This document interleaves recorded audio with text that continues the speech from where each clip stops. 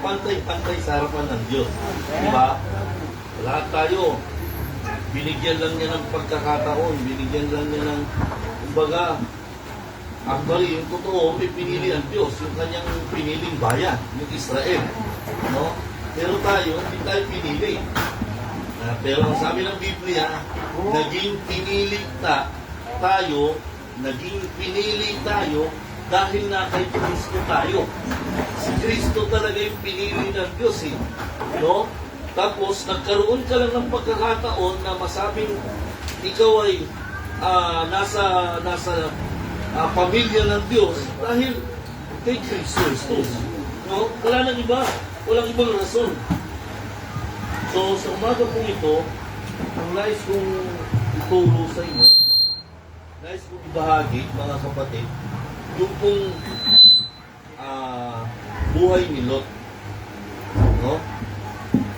Dahil Father's Day, gusto ko maituro sa inyo, ma-emphasize yung buhay ni Lot. No? Sino ba si Lot? Si Lot po ay pamangkin ni Abraham. Okay? Si Lot ay pamangkin ni Abraham. Saan mababasa yung kanyang buhay? Magmula po sa Genesis chapter 30 hanggang Genesis chapter 19. No? Na dapat po talaga isa ito sa yung pinaka gusto kong story. Bakit? Kasi magandang gamitin example yung buhay ni Lot. No? Si Lot po yung palatandaan ng mga tatay na nagkamali ng desisyon. Sana may matutunan tayo, no, na ano-ano yung mga resulta o yung epekto ng maling desisyon ng tatay. No? Nung ako po'y nag-decide ng 2011,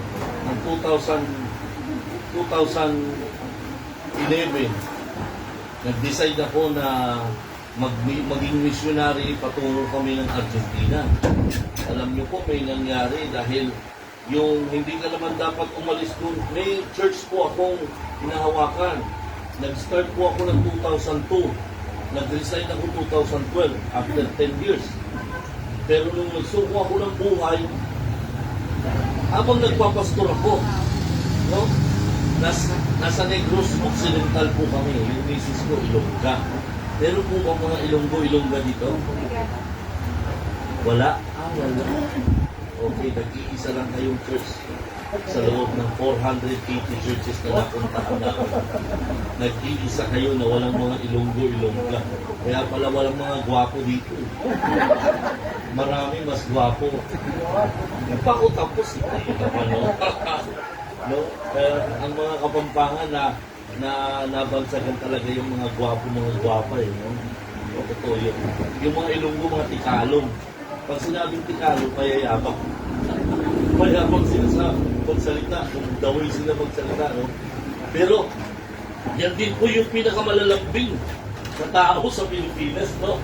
Yung sinasabi nga nila na galit na pero malambing pa rin kung magsalita. No? Papatay na pero malambing pa rin yung daway na yung pagsasabi. Halimbawa, galit na galit sa yung kapitbahay mo at talagang gusto ka na niyang patayin. Ganito nila sinasabi. Pag yung taka, pag yun patayin. Pag yung taka, isipin mo paano papatay yung tao na gano'n ka karahan, kadahan-dahan, kahinay magsalita, no? Ako mo'y nakapagtrabaho dito sa lugar ng mga Kapampangan. Noong 1990, kailan pumutok ang Pinatubo? 91. Tama ba? 91. Pumutok ang Pinatubo. Nasa Concepcion ako. Nasa Concepcion ako, Tarlac. Tatrabaho kami doon, mayroong paprika ng mga Pineda may-ari sa Concepcion, Tarlac. Nung pumutok yun, nasa Maynila ako. Kasi meron lang akong kinuhang gamit na dadalhin pabalik sa Concepcion.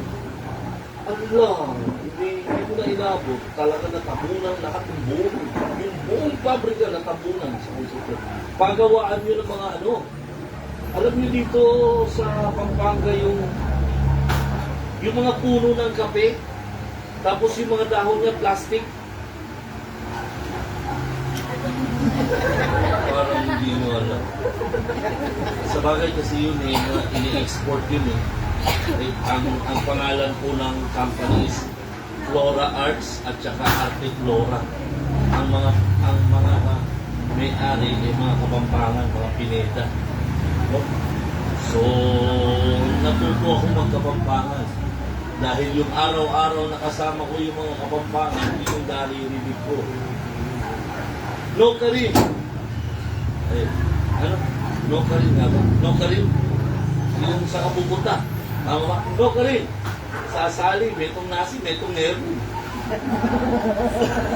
Yun yung araw-araw ko naririnig. Doon sa mga kasama ko sa trabaho. Sa kapupunta, lalabas ako, bibili ng isang kanin, isang itlog. Yung pang-almusal yun eh. Every morning yun, naririnig ko sila. Hanggang sa naalala ko. Yun ang natandaan ko. Sige, punta na tayo sa ating pag-aaral, no? Mahaba pa naman yung oras natin. Mamaya na namin i-play yung aming video, yung video presentation namin para makita nyo yung church namin sa Argentina. No, hindi ko po yung kiniklaim na sa amin, kundi kung hindi sa tulong at panalangin at tulong pinansyal ng mga churches dito sa Pilipinas, siguro hanggang ngayon wala pa yung gawain sa Argentina. Pero purihin ng Diyos, no? Nung nagsuko nga ako ng buhay noong 2011, meron na akong tinitrain para maiwan dun sa church namin. Kaya lang, ang sabi niya, Pastor, lalabas ako kasi alam ko tinatawag ako ng Panginoon para mag-start ng gawain, mag-pastor sa ibang lugar. Yung lugar namin sa Negros Occidental, boundary yun ng Oriental at saka Occidental. Ang salita ng Occidental, Norte yun. Yung mga Ilonggo. Yung mga Oriental, mga Bisaya na sila, mga Cebuano na. So, sabi niya sa akin, kasi yung misis niya, Cebuana yun eh. Yung nanay, mga taga, hindi Cebu, pero Negros Oriental. Sabi niya sa akin, Pastor, lalabas kami, mag-start kami ng gawain. Sabi ko sa sarili ko, Panginoon, hindi ba tinatawag niyo ako? Nung oras na yun, na nag-usap kami, mga December na yun ng 2011, nagsuko ako ng buhay sa Panginoon bilang missionary, February 24, 2011. Tandang-tanda ko yung mga dates. Alam niyo kung ano nangyari? Aalis na sila, na para pumungo doon sa lugar, magsa-survey sila kung sa lugar na gusto niyang pagtayuan ng church. Alam niyo kung ano nangyari? Nandun ba ako o wala? Wala ako. Pumunta ako na Maynila. Lumuwas. Ewan ko, anong ginawa ko? Kasama ko ba sila nanin? Hindi. Ako lang mag-isa. Pumunta ako na Maynila. Merong inasikaso at that time. February ng 2012. Hindi ko alam kung natatandaan ko. Lumindol sa Pilipinas. 6.5 yung lindol. At ang epicenter doon sa Negros Oriental. Yung lugar na pupuntahan nila. Alam niyo po yung nangyari sa highway, yung highway na galing ng Negros Occidental, ano yun, mga 50 kilometers yan, diretso talaga yung highway niyo. Nabiyak sa gitna. Dahil sa lakas ng lindol. Yung taas ng ibiniyak, siguro po mga 1 meter. So hindi pinadaanan ng nag-decide yung local government ng Oriental at saka Occidental na i-evacuate yung mga tao kasi nasira talaga yung lugar ng epicenter. So sabi niya sa akin, bumalik siya. Sabi niya sa akin, Pastor, mag-stay na lang ako dito. Wala nang tao doon sa pupuntahan namin kasi in-evacuate ng governor ng Negros Oriental, dinala sa Occidental. So sabi ko, sige, yung mga time na yun, crucial yung paggawa ng desisyon. Kasi, sabi ko sa sarili ko, Panginoon, bakit mo hinayaan na marinig ko yung desisyon niya na gusto niyang lumabas at mag-start ng gawain? anong pinakikita mo sa akin? Sabi ko sa kanya. Sabi ko sa Panginoon, Lord, ayaw ko magdesisyon na someday ang maaapektuhan ng mga anak ko. Kasi ganun po yan eh. Tayong mga tatay, higit sa lahat tayong mga tatay, huwag nating isipin na kapag ka nag-decide ka, ikaw lang ang naapektuhan, hindi. Kasama maapektuhan ng mga anak mo. Tapos pag kami nagkakaedad na tayo, magkakapamilya yung mga anak natin, pati mga apo mo maapektuhan. Biblical po yan, mga kapatid. Tinuturo yan ng Bible na dapat ang tatay talaga nag-iingat sa mga bawat desisyon na kanyang tatahakin o kanyang gagawin. Kasi yung epekto, hindi mo pa makikita sa ngayon.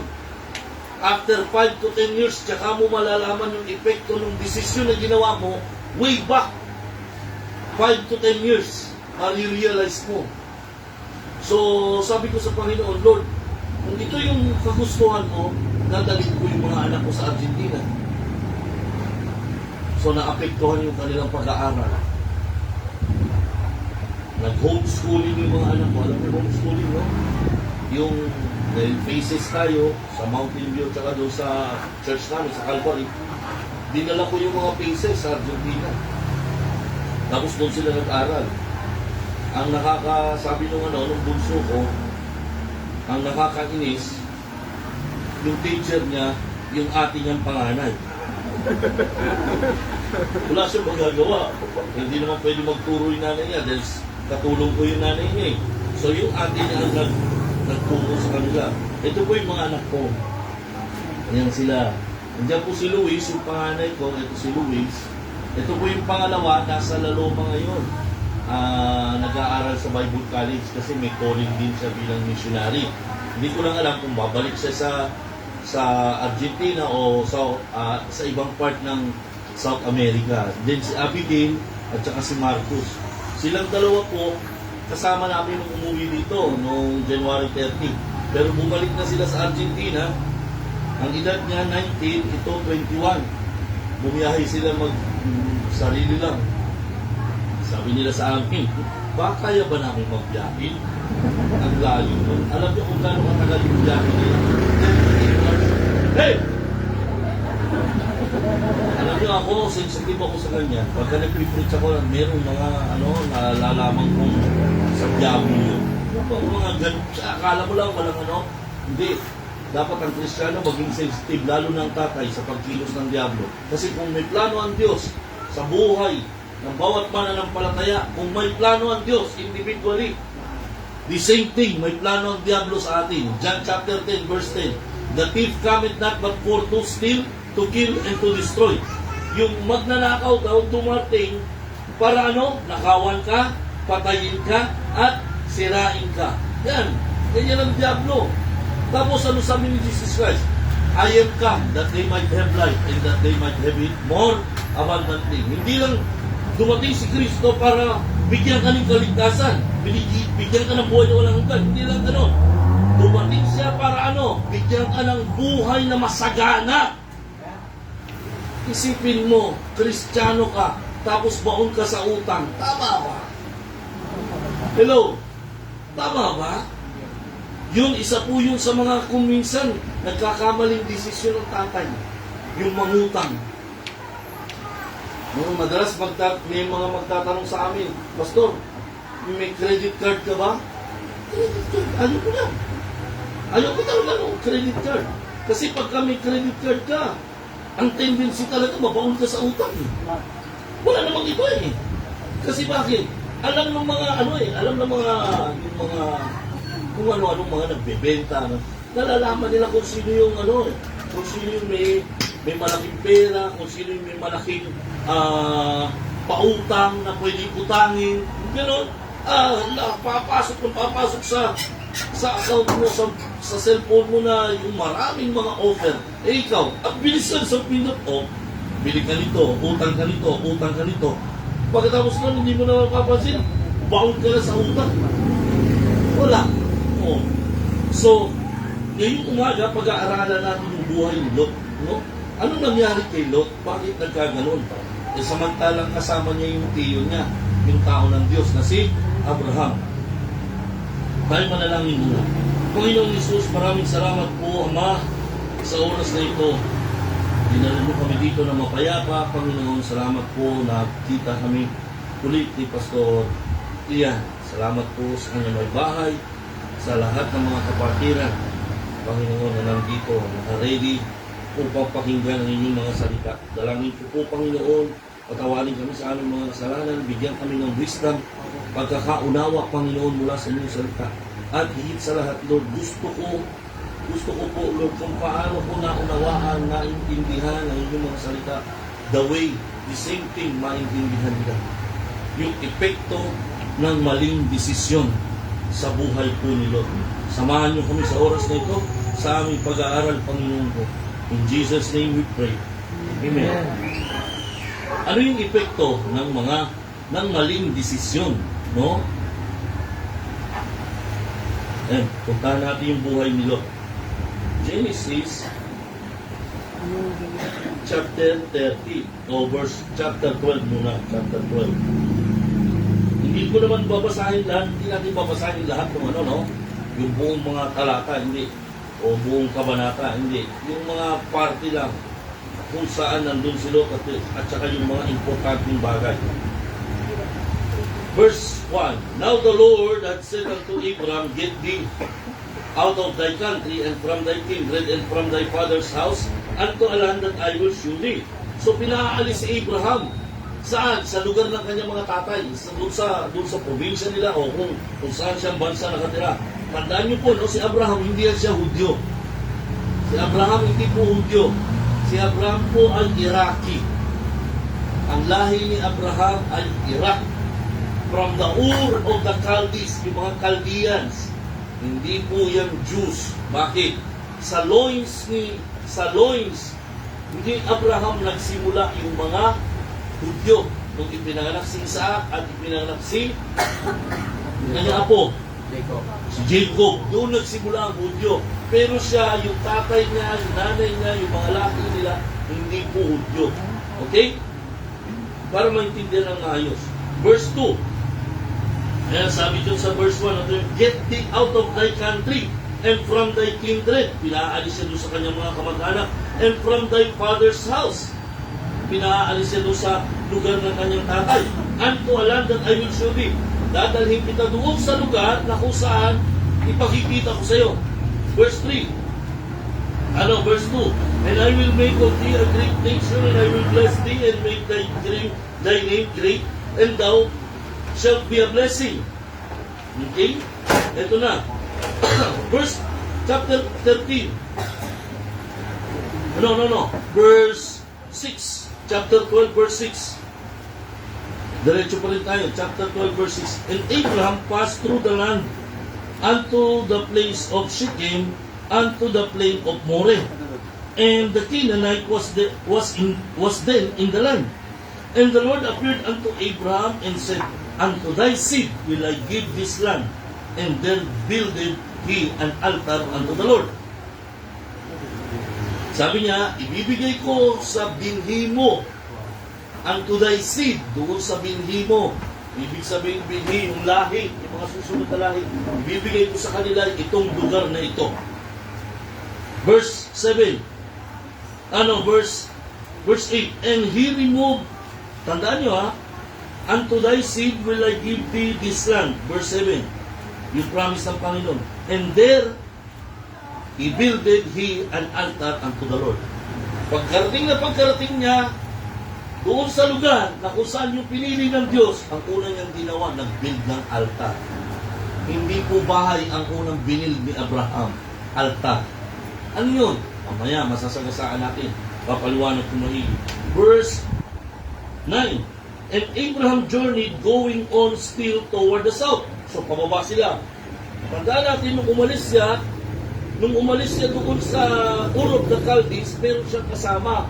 Kasama niya pamangkin niya. Sa lahat ng mga kamag-anak ni Abraham, may mga kapatid siya, may mga tingin siya, pero hindi niya sinama. Yung pinilit niya yung kanyang pamangkin. Ang pangalan si Lot. Okay? Ngayon, verse 8. And Abraham journeyed going on still toward the south. Chapter 13 na tayo.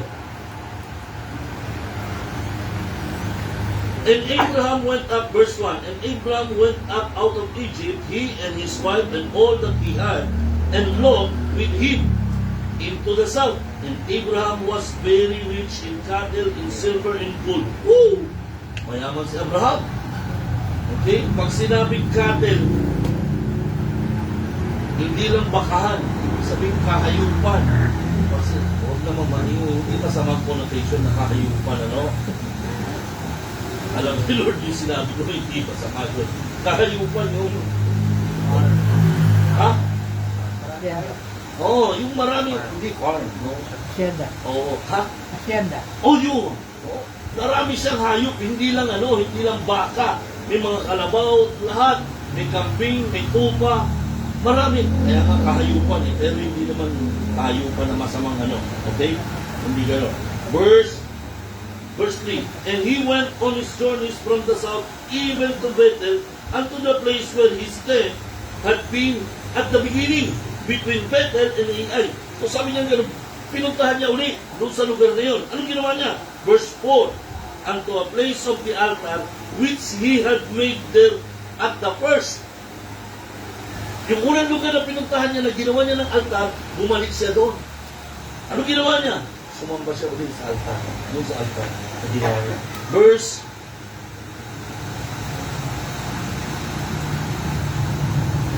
5. And Lot also, which went with Abraham, had flocks and herds and tents. So may mga hayop din itong si Lot. May mga tauhan din siya. Meron din siya mga, yung pag sinabing tents, meron din siyang mga, yung mga taong nasasakupan niya na nakatira sa tent. And the land was not able, verse 6, and the land was not able to bear them, that they might dwell together, for their substance was great, and so they could not dwell together. So ano nangyari? Naghalo-halo na yung mga hayop nila. Naghalo-halo. Hanggang sa nag-away yung mga tao ni Lot at saka ni Abraham. Nung nag-away na yon, tingnan niyo yung kagandahang loob ni Abraham. Verse 8. Verse 8. And Abraham said unto Lot, let there be no strife, I pray thee, between me and thee, and between my brethren and thy herdmen, for we be brethren. Ano? Ang mga baba ng loob ni Abraham, siya pa nagpahumbaba. Nag-aaway yung mga hayop nila, yung mga tao nila, nag-aaway. Doon sa pamangkin niya, kinausap niya, sinabi niya, huwag tayong mag-aaway dahil magkapatid tayo. Siya pa yung nagpakumbaba, siya yung nauna. Tingnan niyo yung verse, yung sumunod na verse. Verse 8. And Abraham said unto Lot, let there be no strife. Verse 9. Is not the whole land before thee? Separate thyself, I pray thee. Tingnan mo, siya pa, nagmamakaawa si Abraham. Is not the whole land before thee? Ang laki-laki ng lugar. Separate thyself. Humiwalay ka sa akin. Nakikiusap ako, I pray thee from me. If thou wilt take the left hand, then I will go to the right. Or if thou depart to the right hand, then I will go to the left. And Lot lifted up his eyes and beheld all the plain of Jordan, that it was well watered everywhere, before the Lord destroyed Sodom and Gomorrah, even as the garden of the Lord, like the land of Egypt, as thou comest unto Zoar. Ano nangyari? So, magkahiwalay na sila. Pero ang ginawa ni Lot, pinili niya yung plain, na kung saan yung Jordan River pabagsak doon sa plain. So pagbagsak nung plain kapatagan, no, pagbagsak ng tubig, nagiging well watered, nalalagyan ng patubig yung mga dahon. So nakita niya, maganda ito kasi sigurado hindi magugutom yung mga hayop niya. So yun ang naging decision niya, ha? Tingnan niyo mga kapatid. And Lot lifted up his eyes and beheld all the plain of Jordan, that it was well watered. Verse 11. Then Lot chose him all the plain of Jordan, and Lot journeyed east, and they separated themselves the one from the other. Abraham dwelt in the land of Canaan. Yung Canaan nasa bandang taas. katabi pa rin ng Jordan River. Okay? Yung Canaan. Yung plains, yun ang pinili niya ni Lot. So naghiwalay sila.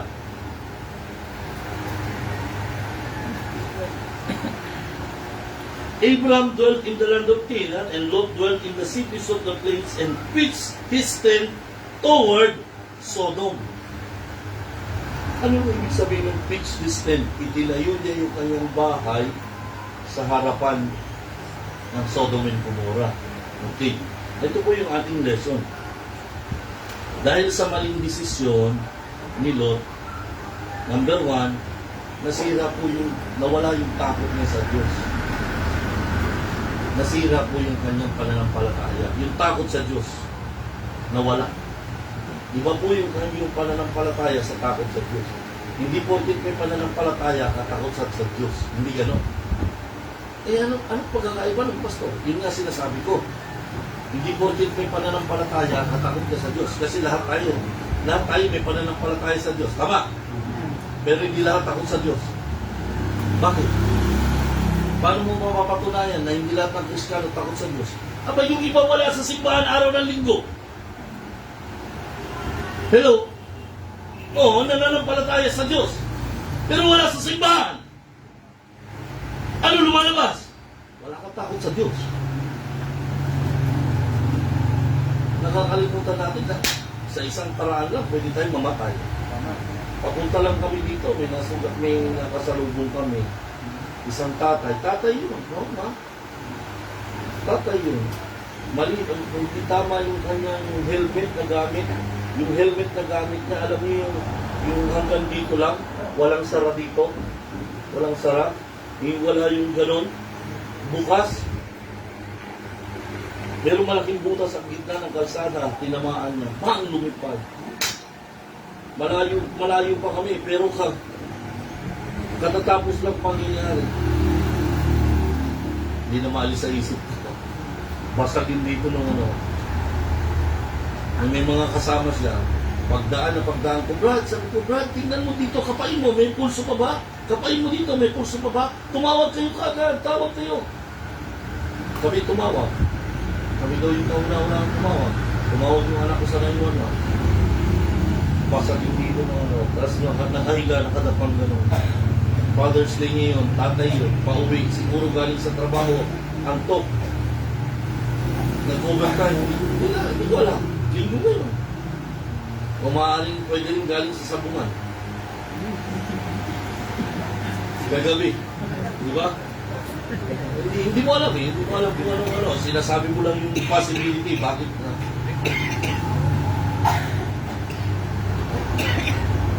So, punta na tayo.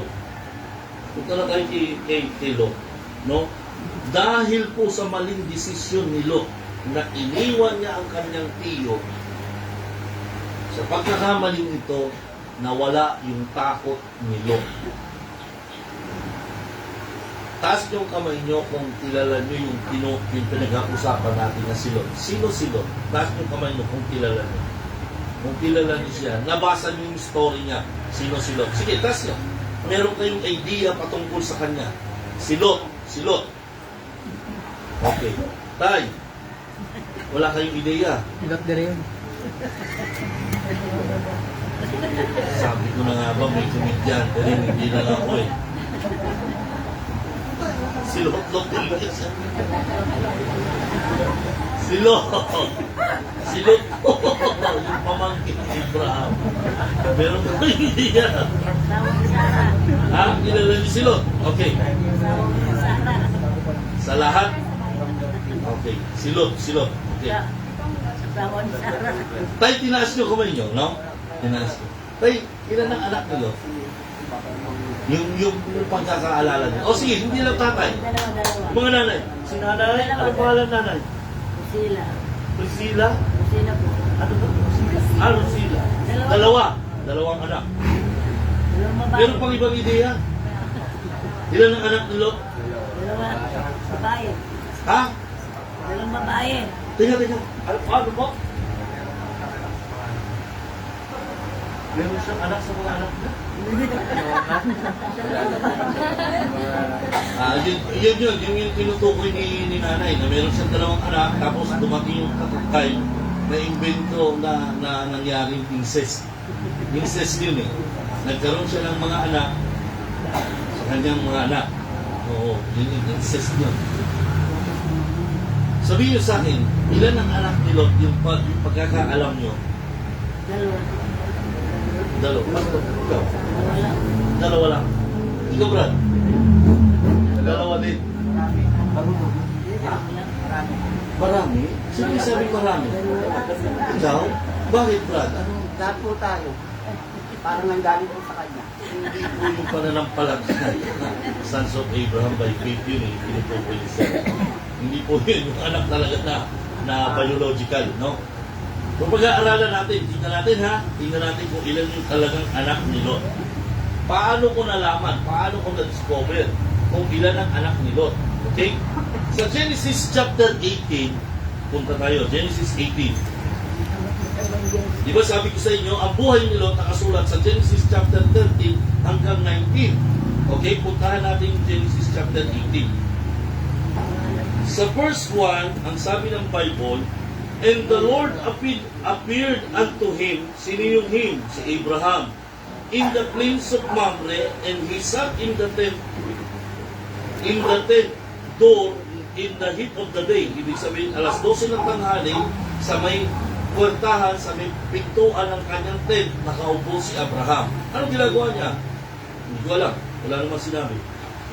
Verse 2, and he lift up his eyes and look, tingnan nyo, 3 men stood by him, and when he saw them, he ran to meet them from the tent door and bowed himself toward the ground and said, my Lord, if now I have found favor in thy sight, pass not away, I pray thee, from thy servant. Let a little water. Sabi niya gano'n, Panginoon,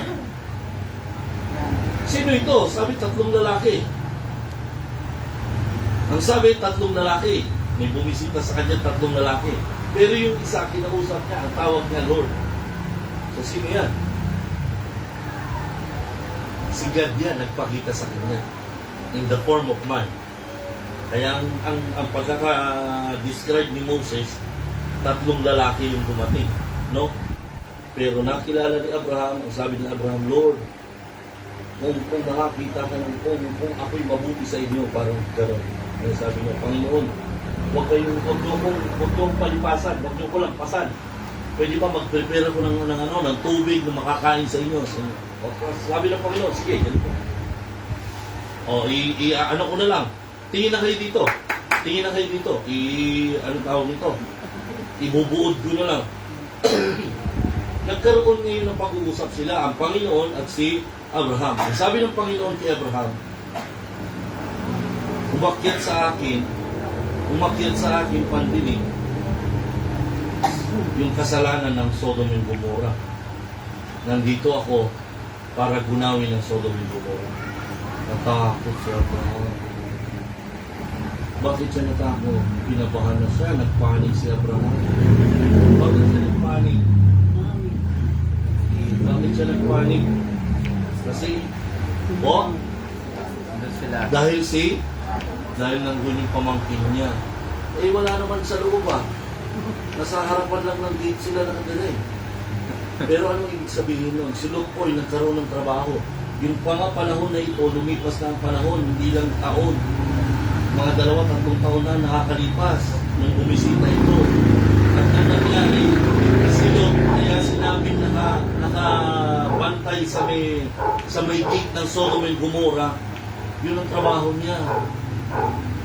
Tagabantay po ng gate. Maaaring gwardiya si Lot o mayroong responsibility si Lot doon sa government ng Sodom and Gomorrah. Okay. So ngayon ganito na. Sinabi ng Panginoon sa kanya, gugunawin ko ang Sodom and Gomorrah. Alam niyo kung ano sabi ni Lot? Dito po lumabas yung pakikipag-bargain ni Lot. Ni Abraham.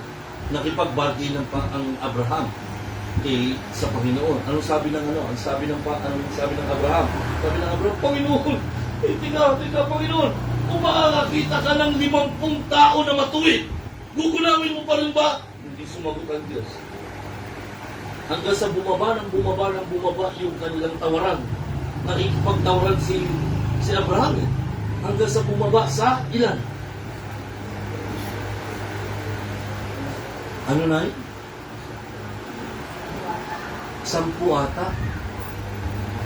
Kasi na lang daw. Sir, ilan? Brad, Hindi ka sumagot. nagpipray kanina si Pastor dito, sabi si Pastor, Panginoon, ingatan niyo po si Pastor Saka. Maya, ginanon ko siya. Ayaw niya dumilat eh. Sabi niya, baka multo ito ni Pastor Saka. Pangalawang ganun sa kanya. Nagulat siya. Ano po pangalan ni kapatid? Brian. Kapatid mo? Pagkahit.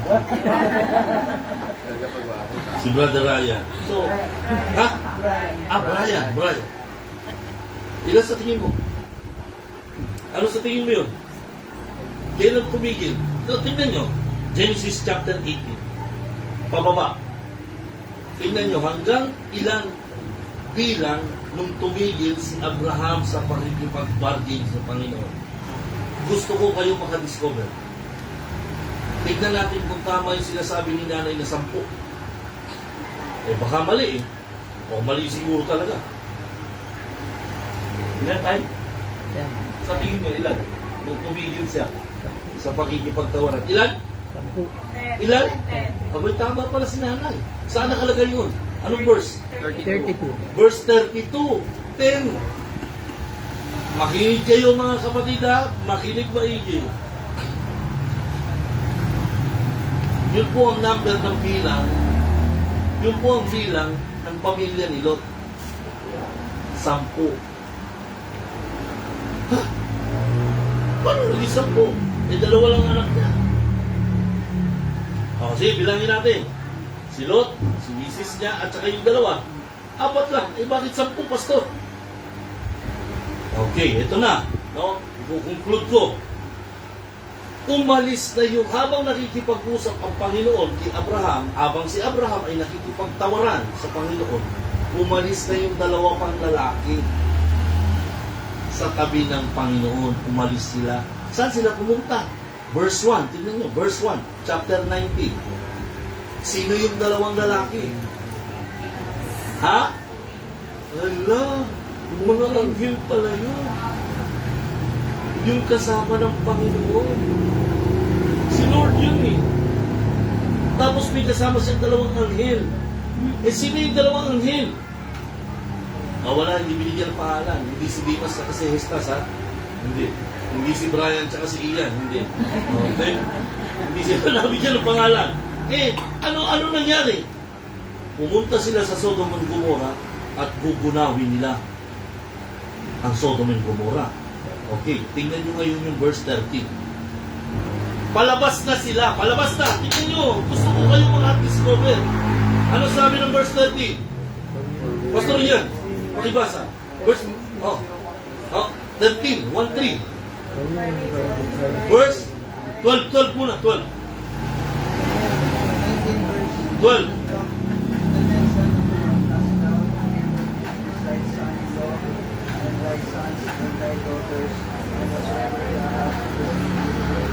O nagtatanong siya, meron ka ba ditong manugang? Sansinlo. Manugang? Meron ka ba ditong mga manugang? Meron ka ba ditong iba pang kamag-anak? Tinatanong si Lot. O tingnan yung 13.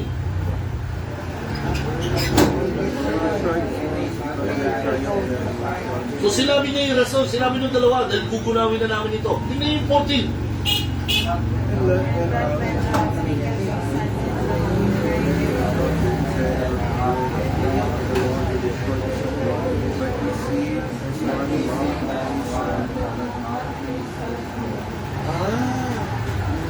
So meron pang ibang anak si Hello, meron pang ibang anak si So hindi lang 2.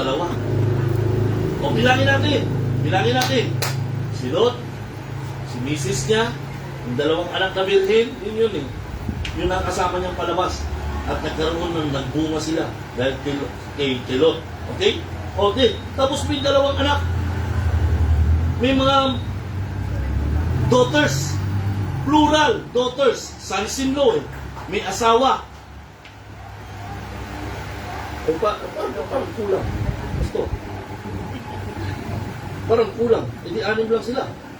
Si Lot, si Mrs. niya, dalawang anak na birhen, tapos dalawa pang anak na babae. Plural eh. Pwede natin dagdagan isa. At yung mga asawa nila, ilan sila lahat? 10. Kaya tumigil si Abraham sa pakikipagtawaran sa Panginoon dahil yun ang numero ng pamilya ng kanyang pamangkin na nakalagay sa tiyak na kapahamakan. Dahil saan? Dahil sa maling desisyon ni Lot na umalis doon sa tao ng Diyos. Mga kapatid, mga tatay, nanay, pakinggan niyo yung sasabihin ko. Hindi ikaw ang tinawag ng Panginoon na magpastor dito. Tama. Tama po tayo. Tama po. Tama po. So, sino tinawag ng Panginoon para magpastor dito? Sino po? Kahit bata siya sa inyo, kailangan nyo mag-submit sa Kanya. Hello? Hello po? Opo. Kung meron man siyang mali, kausapin mo siya. Pastor, parang hindi tama yung ganito. Bigyan nyo siya ng wisdom. Kasi sa experience, kulang pa. Batang-bata pa. Yung may misis ko na. Baka nagkamali ako doon sa prayer ko. Sabi ko, parang mali ako. Misis ko yung kanina, no, yung lumapit sa akin. Anong pangalan niya? Renaline. Kailangan po niya kayo. O, kailangan niya kayo. Mga men, mga nanay, kailangan po kayo ng pastorya. Huwag nyo, pastor, huwag mong sabihin hindi mo sila kailangan. Hindi mo sila kailangan. Huwag. Kailangan mo sila. Kailangan nyo siya, kailangan mo sila. Diyan yan sa loob ng church. Kailangan tulungan. Ang trabaho, hindi po sa kanya lang. Trabaho ng church, trabaho ng buong miyembro. Pag sinabi mong miyembro ka, dito dapat katuwang ka. Hindi ka kaaway. Hello? Wala tayong kaaway sa loob ng church. Okay? Wala kang kaaway dito. Pag meron man, dumating ang panahon, gagawa siya ng desisyon at hindi nyo gusto yung kanyang desisyon, huwag kayong umalis. Hello, please. Huwag kayong umalis. Dahil marami pang pagkakataon, gagawa rin niya ng tamang desisyon. Eh kung mali man, yung gagawin niyang desisyon, samahan niyo pa rin siya. Dito, ang isang pinakamalaking pagkakamali ni Lot, iniwan niya yung tao ng Diyos. Sino yun? Si Abraham. Simula ng iniwan ni Lot, si Abraham, nagsira ang buhay. Paano nagkaroon ng asawa yung dalawa o tatlong anak na babae na mga tagaro? Paano? Inilagay niya yung bahay niya sa tapat ng Sodom and Gomorrah. Naging worthless sila. Nagustuhan nila yung pamumuhay na malayo doon sa piyo nila. Kaya, ako naniniwala, 100%, yung mga anak ni Lot hindi ligtas. Yung mga napangasawa hindi din ligtas. Kaya nangyari? Nung lumabas siya sa Sodom and Gomorrah, ilan sa mga pamilya niya ang nawala? Halos lahat. Pati misis niya nawala. Paano namatay si Pilar? Sino si Pilar, Pastor? Si misis po niya. Tawag ko lang Pilar kasi naging Pilar of Soul. Kaya ang tawag ko sa kanya si Pilar. Ang totoo, wala siyang pangalan. Wala siyang pangalan. Ako lang nagbigay ng pangalan. Sa tingin niyo, bakit lumingon? Sabi ng dalawang anghel, wag kayong lilingon sa likod. Pero lumingon si Pilar. Bakit? Tatay ang gusto ko sumagot. Mga bata pa kayo, hindi nyo alam kung anong laman ng puso ng tatay nyo o nanay nyo. Tayo, ano sabihin niyo tayo? Bakit lumingon si Pila? Sa tingin lang, sa tingin lang. Hindi naman, walang mali, walang ano. Dahil may nakalimutan siya.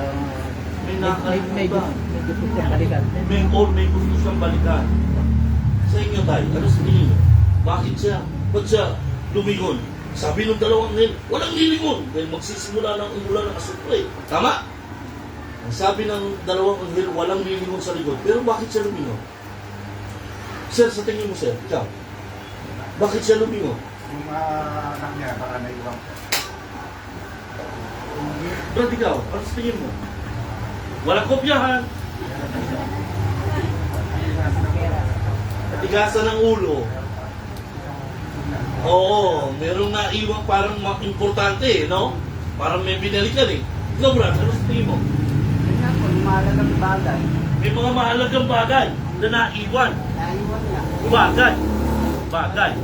Sa tingin nyo na, Yung anak niya. yung mga worldly things, yung binalikan. Like kayo, sa tingin nyo, bakit lumingon si Pila? Like, hindi po, yung si Mrs. Naaalala niya yung ano naiwan niya. Hindi rin ako ganun yun eh. Ano na? Ano Yung naririnig niya yung ugong na... Oh, yung pagbagsak ng mga ano. Oo, kaya lumingon siya. Hindi siya tapat sa pananampalataya sa Panginoon. Kaya lumingon siya. Naging batong asin siya. Oo, naging bato, naging asin, di ba? Alam ko yun eh. Pero alam nyo kung ano totoong rason? Bakit siya lumingon? Ayusin natin ha, ayusin natin yung pamilya. Si Lot, si misis niya, yung dalawang anak na birhen, mga birhen pa.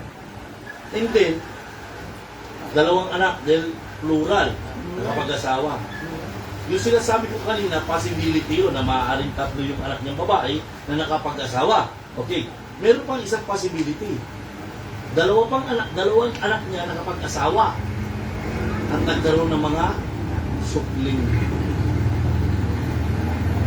Pakinggan niyo ko. Nanay, pakinggan niyo ko.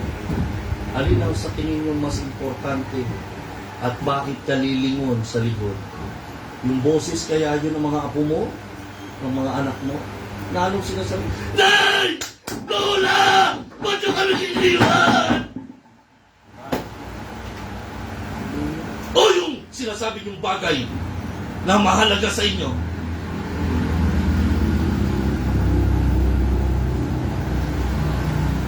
Sa tingin ko yung boses ng mga anak niyang babae at boses ng kanyang posibilidad, boses ng kanyang mga apo, ang nagpalingon sa kanya sa likod. Di ba rin ang mamatay siya? Basta pakita niya yung kanyang mga apo, yung kanyang mga anak. Hindi yung mga bagay. Dahil alam ko, walang mas kukurot sa puso ng nanay maliban sa boses ng kanyang mga anak o boses ng kanyang mga apo. Tama? Ang problema, hindi natin alam na marami palang anak sa loob. Ang akala natin dalawa lang. Sa tingin ko, tiniis yun ni Pilar. Di bali nang maging asin. Di baling patayin ako ng Diyos. Di ba kanya ng nanay? Di ba? Ganun ang nanay. Gagawin ang lahat. Pangalan niya, no? Oo, isasakripisyo yung buhay niya. Para lang mabuhay ka ng mga anak. Mga apo. Alam niyo, nung nag-desisyon ako na pumunta ng Argentina, sabi sa akin, mayroong isang pastor nagtanong sa akin. Sabi niyo gano'n, Pastor, kung malalaman mo na pagdating nyo sa Argentina, 5 years, magmula ngayon, pagdating nyo sa Argentina, mamamatay ka, tutuloy ka ba ba? Tutuloy ka ba ba, Pastor?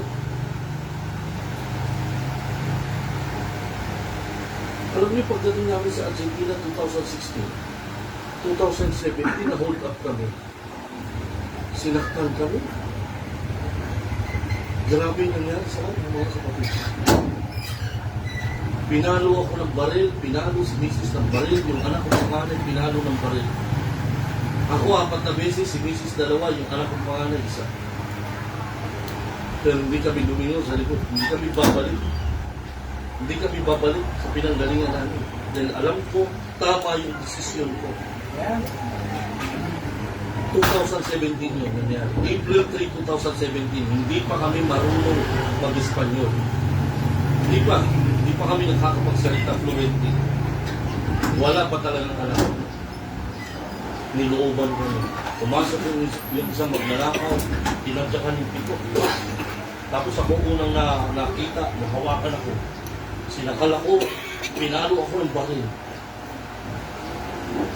Pagpalo sa akin, sabi sa akin, dami la plata. Dami la plata, ibig sabihin mo, give me the money. Plata. Espanyol yun ng pera. Eh wala naman, hindi ko alam yung ano sinasabi niya. Sabi ko lang, sing. Ano meaning yung sing? Yes. Isipin mo, hinihingi ka ng pera, sasabihin mo, yes. Siguro na-insulto siya, nainis siya. Pinalo ako ulit. Dito na pa. 2 na. Tagas na yung dugo. Alam niyo naman, pag nasugatan tayo sa ulo, di ba? Maliit lang na sugat eh. Talagang grabe yung labas ng dugo. Eh, naliligo na ako sa, sa sarili kong dugo. Hindi siya nakontento, pinalo ako ulit dito. Ginawa na ko ulit dito. Tapos lumabas yung misis ko dahil nagkakasigawan na kami.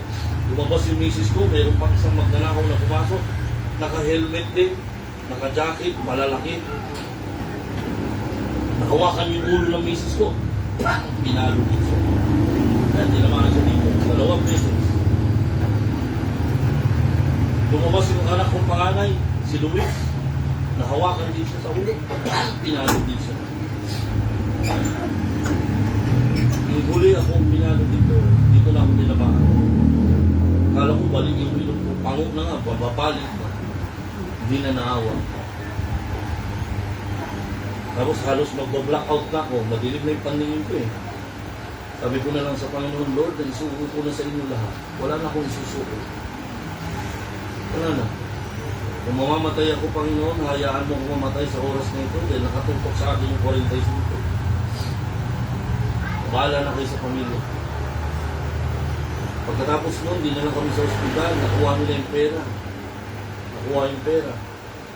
Dinala kami sa ospital, hindi man tinahi yung mga sugat namin. Nilagyan lang ng may tiban. Abay, totoo po. Hindi uso doon yung mga tahi-tahi. Dito lang sa atin, masyado tayong maselan. Kala natin may infection sa vitamin. Hindi po. Yan, dinikit lang yan. Dinikit yan. Tingnan nyo mamaya yung sugat ng misis ko dito. Dito may sugat ako, may pilat ako dito. Dinikit lang lahat yan. Pero hindi kami nag-surrender. Hindi kami sumuko. Nagpapasalamat talaga ako sa misis ko kasi hindi siya nagsabi sa akin na hindi ka ko niyaya na pa, balik ka lang tayo. Kasi 2017 eh. Nag-start kami ng church 2018. Kung sumuko kami, yung mapapanood nyo mamaya sa video, hindi nyo na siguro nakita yun kung sumuko kami. The same thing sa atin. Ang Panginoon may plano sa atin individually. Huwag mo sabihin matanda ka na, wala nang plano sa ang Diyos sa'yo, tapos ka na. No, pag tapos na ang Diyos sa'yo, patay ka na. Pero hanggat hindi pa tayo patay, nandito pa tayo, may plano pa ang Diyos sa atin. Amen? Meron pa. Huwag mo sabihin, ay, mahina na ako, hindi ko na kaya. Mahina, nakarating ka nga ngayon eh. Ang aga mo pa nga eh. Nakarating ka pa nga. Tama? Ang pagsisilbi sa Panginoon, wala akong edad. Walang edad. Kaya, ang laki ng privilege ng mga young people. Makapagsimula sila ng mas maaga kaysa sa atin na nagsimula na late na. Konti na lang yung panahon. Sabi ng Biblia, hanggang 70 lang tayo. Sinabi yun ng Bible, hanggang 70 lang tayo. 70 lang ang buwan niya ibinigay sa atin. O, magtanungan tayo. Tayo lang tao ka. 72, Pastor. 72, lagpas ka na. Baka bukas. Sabi po ng Bible, hanggang 70 lang tayo. Ngayon kung lalagpas ka ng 70, aabot ka ng 80, biyaya yun ng Diyos. Amen.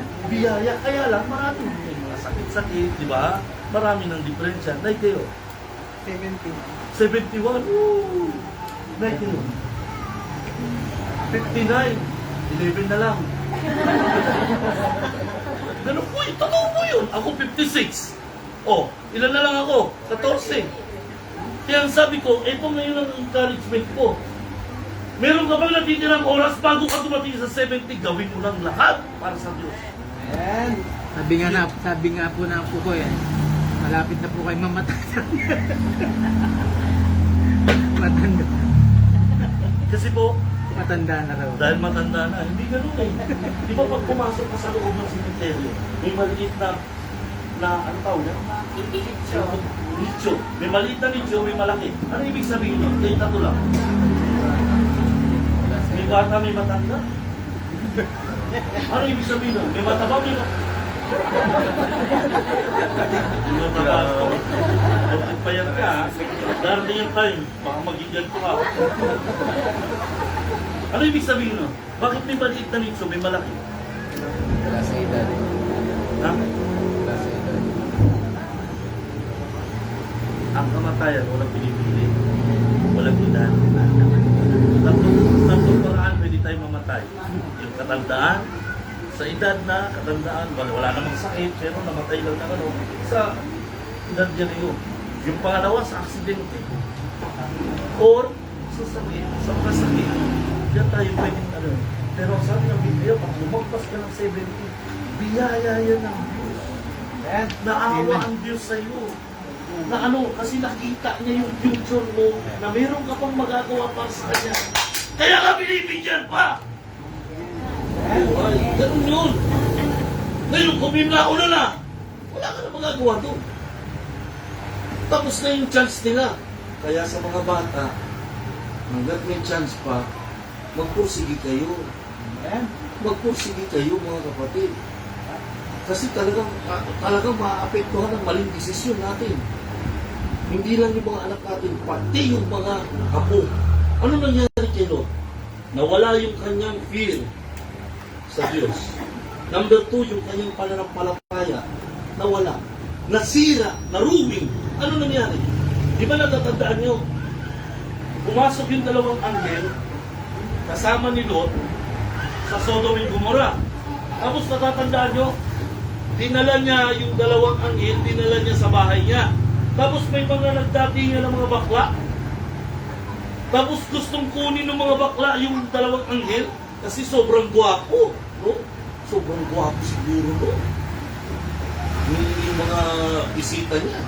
Tapos ano sabi niya? Meron ako dito dalawang anak na babaeng birhen pa. Pwede, ibibigay ko sila sa inyo, gawin yung gusto nyo. Isipin mo yun, sabihin ng tatay yun. Ipagpalit yung kanyang anak. Yung kanyang pong pananampalataya nasira. Una, yung kanyang takot sa Diyos na wala. Nasira. Bakit? Kasi yung bahay niya, itinayo niya sa tapat mismo, sa gate mismo ng Sodom and Gomorrah. Pangalawa, nasira yung kanyang pananampalataya. 4 yan na letter F. Nasira yung kanyang pananampalataya. Pangatlo, anong nawala? Yung kanyang pamilya. Pakinggan nyo maigi ha. Sa Luke chapter 17, nagtanong yung mga apostles ni Jesus Christ. Ang sabi ng mga apostles, Lord, ano ang palatandaan ng iyong muling pagbabalik? Sa iyong muling pagbabalik, bigyan mo kami ng signs. Ano ang mga signs? Ano ang mga palatandaan na ikaw ay muling babalik na? Ang sabi ng Panginoon, walang palatandaan. Yung nangyari noon, mangyayari din ngayon. Katulad ng panahon ni Noe. Pakinggan nyo. Yung panahon ni Noe, sabi ni Jesus Christ, sabi ng Panginoon, yung panahon ni Noe, bago dumating yung dilubyo, bago umulan, pumasok si Noah. Nung pumasok sa loob ng arko, kasama niya buong pamilya niya. Ilan yung naligtas sa loob ng arko? Ilan na laman ng arko? Hello? Ilan na laman ng arko? Bago bumaha.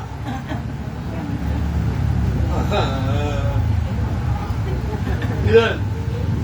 8. Bakit 8?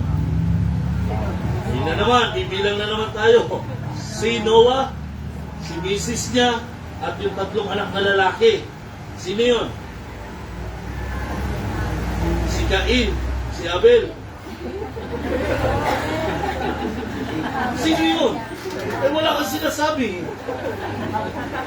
Si Ham, si Shem, at saka si yung 3 lalaki. Tapos kasama ng kanilang mga asawa. Tingnan nyo ha, tingnan nyo maigi. Sa rapture, bago mag-rapture, bago bumalik ang Panginoon, 2 uri ng tatay ang lilitaw. Yung isa katulad ni Noah, nung pumasok siya sa arko, nadala niya yung buong pamilya niya. Si Lot, sabi ng Panginoon, katulad din yan sa panahon ni Lot. Yung muling pagbabalik ko, katulad din sa panahon ni Lot. Na ano? Nag-iinuman, nagse-celebrate, nagkasal, may wedding, may celebration. Normal na buhay, normal na araw.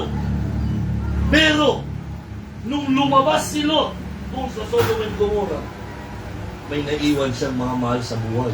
Hindi buong pamilya niya nadala niya. 2 uri ng tatay sa rapture. Saan ka?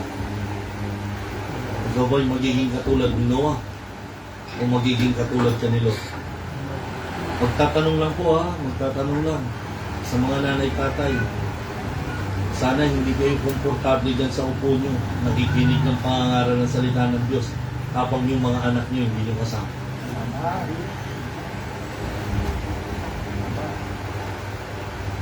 Kasi pag bumalik na po ang Panginoon, wala na pong chance na maligtas. Mawawalan talaga ng chance. Mahihirapan. Akala lang ng iba, sa tribulation period, pwede ka pa manghingi ng tawad sa kasalanan mo, tanggapin mo si Kristo. No, hindi po ganun.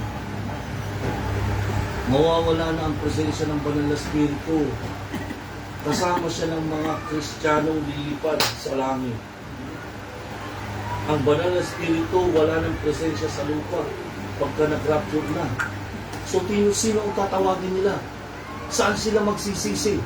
Yung mga taong maiiwan dito, magsisisi sa kasalanan at tatanggapin uli si Kristo bilang Panginoon sa sarili ng tagawal. Hindi mangyayari! Wala na yung presensya ng Banal na Espiritu na magkukulpit sa'yo sa kasalanan mo. Wala na. 2 Thessalonians chapter 3, 2 Thessalonians chapter 2, yung presensya ng Banal na Espiritu mawawala dito sa ibabaw ng lupa. Sasama sa mga Kristiyano at sa langit. Yung asawa mo kung hindi paligtas, yung mga kapatid mo kung hindi paligtas, mahihirapan yan sila maligtas sa panahon ng tribulation period. Aalisin muna ng Diyos ang kanyang mga anak bago niya ibabagsak ang kanyang parusa. Same thing sa nangyari kay Noah. Bago niya umulan yung parusa ng Diyos, bago umulan, kinuha niya muna yung anak niya, ang mga anak niya, nilagay niya sa arko. The same thing kay Noah, kay Lot. Si Lot, ano nangyari? Inilabas niya muna lahat ng magagawa niya, ginawa nila para mailabas si Lot sa Sodom and Gomorrah bago bumagsak yung parusa ng Diyos. The same thing, mga kapatid. Aalisin muna tayo ng Diyos dito, mga Kristiyano. Aalisin tayo sa lupa bago niya ibagsak yung kanyang parusa. Eh paano ngayon? Yung mga kapatid mo hindi paligtas. Si nanay, si tatay hindi paligtas. Si ate, si kuya, yung mga anak niyo hindi paligtas. Kaya sinasabi ko, hanggat may buhay pa tayo, malakas pa tayo, may pag-asa pa tayo, magligod tayo, tapat sa Diyos. Gawin natin ang pwede natin magawa para madala lahat ng mga mahal natin sa buhay. Kayong mga young people, ang mama papa mo ba nandito? Ikaw, Brad, ang mama papa mo nandito? Ikaw? Ikaw, Brad, mama papa mo nandito? Nasaan sila? O, purihin ng Diyos. Huwag kayong maging kampante na kayo nakakapagsimba sa Panginoon, pero yung mga mahal nyo sa buhay, wala. Hindi yan tunay na pananampalataya kung kakayanin mo magtitiis ka sarili mo lang. Hindi yan tama. Unacceptable yan sa Diyos. Huwag mong sabihin matigas ang puso nila. Dahil walang matigas na puso sa Diyos kung gagawan lang natin ang paraan. Dahil kailanman, tayo mga tao, hindi natin kayang hipuin ang puso ng Diyos. Pero ang Diyos, walang matigas na puso sa Kanya. Ikaw, pwede mong sabihin, ay, mahirap maligtas si Papa, si Mama, matigas. Sa'yo! Pero sa Diyos, walang imposible. Walang matigas. Di ano sabi ni LPJ? Walang matigas na kape. Ano?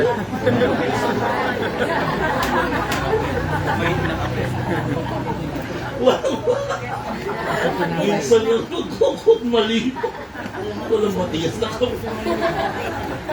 Walang matigas na tinapay sa mainit na kape. Masyado ko yung seryoso. Number 1, yung kanya pong takot sa Diyos. His fear of God was went through it. Number 2, his faith went through it. And then yung kanyang family. Ang pang-apat po yung kanyang future nasira. Bakit? Ano nasira? Di ba sabi ni Sir, kayo ba yung tatay niya? Ano pangalan niya, Brad? Dennis. Di ba sabi ni Brad Dennis, nagkaroon ng incest dun sa dalawang anak. Alam niyo ba, yung mga bunga nila, hindi nagkaroon ng anak yun. Tapos, ang tawag dun sa lahi nila, yung mga Moabites at saka Ammonites. Yung dalawang lahi na yan, yan ang nag-iisang dalawang, nag-iisa pero dalawa. Yan yung nag-iisang dalawang lahi. Yan yung dalawang lahi na nasa Biblia, na kailanman hindi pinapasok ng Diyos sa templo. Mabawasan niya sa Deuteronomy chapter 32. Sinabi ng Panginoon kay Moses, sabi kay Moses, Moses, papayag ako na kahit yung mga Gentiles pwedeng pumasok, sumamba sa templo. Pero itong lahi ng Moabites at saka ng Ammonites, wag na wag mong papapasukin. Bakit? Nung nabasa ko yun, tinrace ko. Sabi ko, bakit gano'n? Parang sumobra naman yata ang bigas ng Panginoon. Inurong ko, urong. Hanggang sa nakita ko, yung Moabites at saka yung Ammonites. Tingnan nyo. Genesis 19. Diba, ito na yung lumabas na sila. Yung si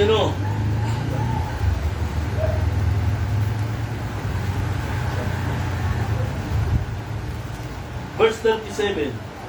And the firstborn, yung anak ni Lot, and the firstborn bare a son, and called his name Moab.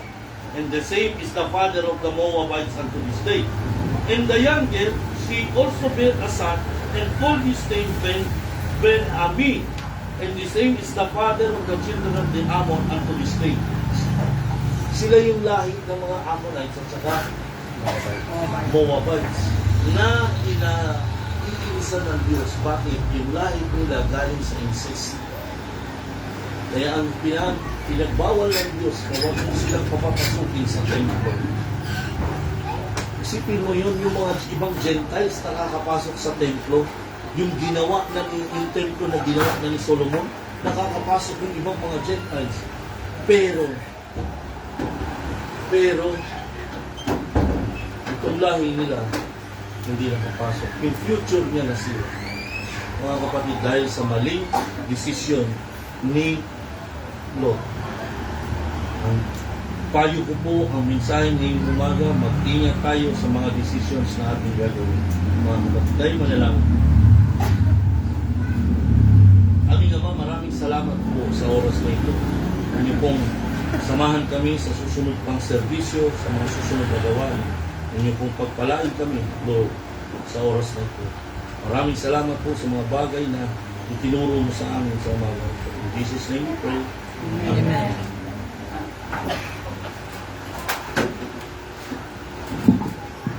Amen, no? Sunday school pa lang, blessing na, no?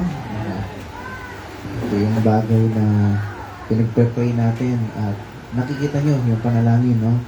Na kung saan ganda ng mga preaching na mapapakinggan natin. Yan yung dahilan bakit tayo nag-invite, no? Ng isang missionary kasi yung experience niya at yung mga natutunan niya sa sa ministry ay makikita natin. Sige, pray po tayo bago tayo magkaroon ng break time. Sige, pray muna po tayo. Pray ko na rin ang ating offering. Panginoon, salamat po. Salamat sa binigay niyo pong missionary sa amin, si missionary Zakay. Salamat, Lord, sa kanyang pong buhay. Na kung saan nakita po namin, Panginoon, ang nangyari pong mga sitwasyon, pero hindi sumuko, Panginoon. Salamat rin po sa preaching. Tulungan niyo po na kaming lahat. Huwag po kaming maging masaya at kontento na kami lang ang nandito. At tulungan niyo po kami, Panginoon. Huwag kaming susuko sa aming pong pamilya na sila rin po dumating sa punto makakilala sa Panginoon bilang tagapagligtas po nila. Panginoon, dinadalain ko rin po yung aming offering. I-bless you po yung magbibigay at saka yung binigay, magamit po ito para po sa inyong kapurihan, Lord, at tulong sa aming pong mga missionary, ang aming pong faith promise at ang aming pong tithes. Purihin po kayo, Lord, sa lahat ng bagay nito sa pangalan ni Jesus. Amen. Okay, sige po. So magkaroon tayo, habang pinapasa yung ating offering, tapos mamaya pakisecure mo, Brother Jet. Kung bisita po kayo, walang bayad yung pinunta niyo po dito, pero ini-encourage lang namin yung bawat isa na matutong magbigay para sa Panginoon. Okay?